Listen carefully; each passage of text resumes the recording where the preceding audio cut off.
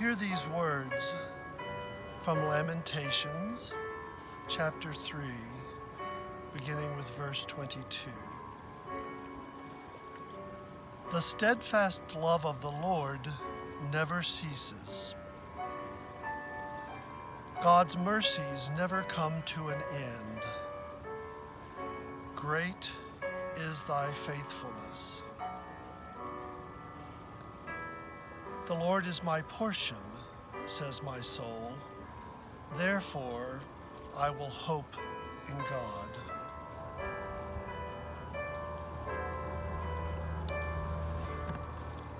Good morning, Grace Covenant.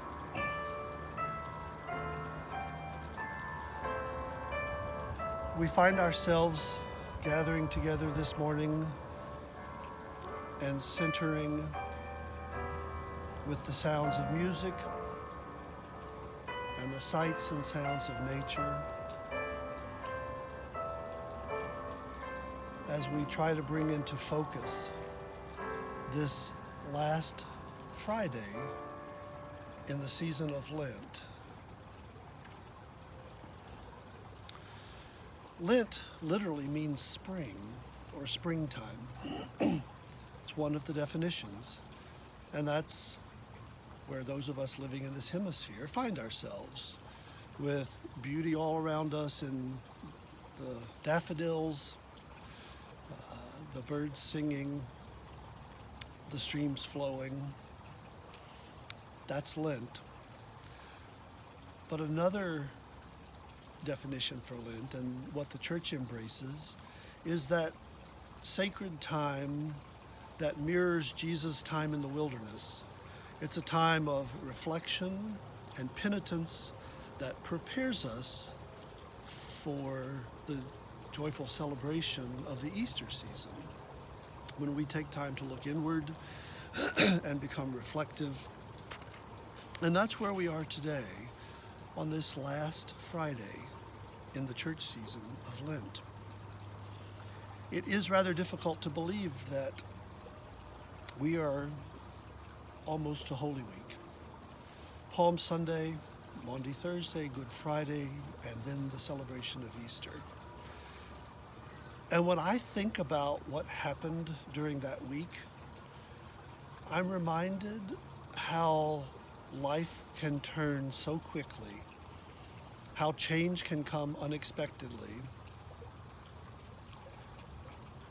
On Palm Sunday, Jesus rode into town to the adulation of crowds, palms being strewn on the ground. They were ready to set him up as king. And then, in just a short amount of time, he was betrayed by those who loved him, handed over to authorities, crucified, dead, buried, and then, miraculously for us and fortunate for all of humanity, Christ rose again on Easter. And as I think about how quickly things change, I think about how quickly things have changed for us in the last few weeks. We were going about our business, living lives the way many of us chose, and this pandemic has brought us into a new reality and changed things all of a sudden. We've all had moments in life where that has happened to us.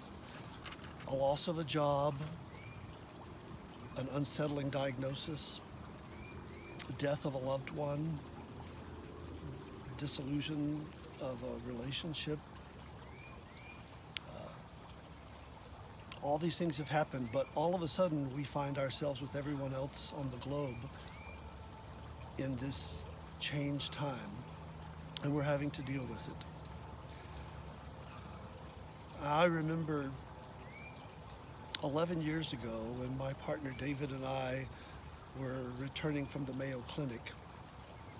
He had turned ill rather quickly, and the doctors were unable to give us answers.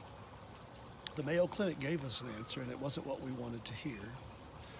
And we knew on that ride home that we were going home to prepare for him to die, because there was no cure for the disease that he had been diagnosed with.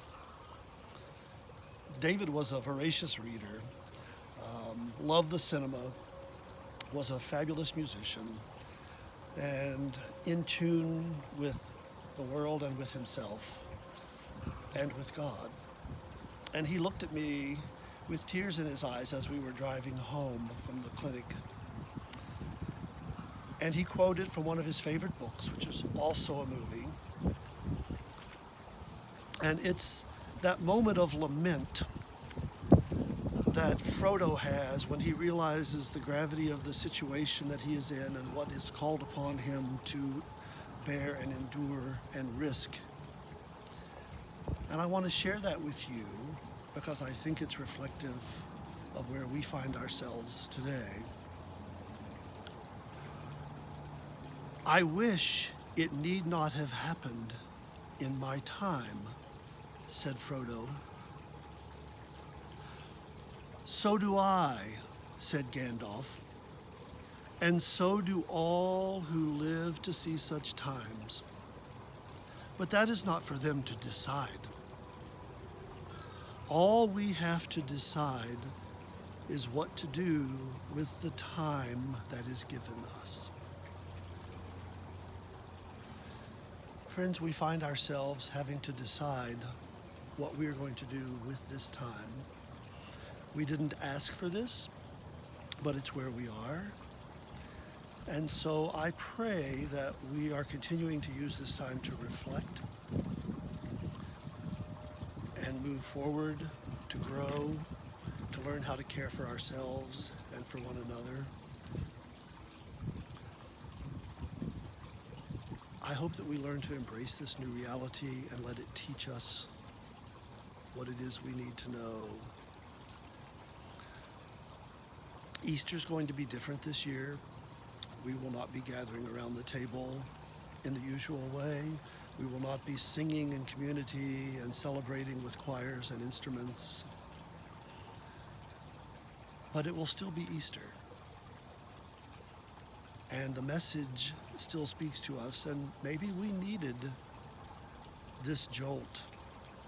Maybe we can use this time to help us remember what really is important. I know it's still a hurtful time, and I know that we're all facing anxiety. At this point, many of us know people who are sick. We still have anxiety about whether we will get sick, and we're doing things to protect ourselves. And as we come to a close today, I would like to share the words of a hymn as a reminder and as a prayer. This hymn is by Ruth Duck, a woman who suffered immensely from painful migraines. And she wrote this hymn text called When We Must Bear Persistent Pain. And I think it speaks to us today. When we must bear persistent pain and suffer with no cure in sight, come, Holy Presence, breathe your peace with gifts of warmth and healing light. Support us as we learn new ways to care for bodies newly frail. Help us endure and live and love. Hear our complaint when patience fails. We thank you for the better days when we may smile to greet the sun, to do your work with clearing mind, and bless your name when day is done. In ease or pain, in life and death, to you our fragile lives belong. And so we trust you in all things. You are our hope, our health, our song.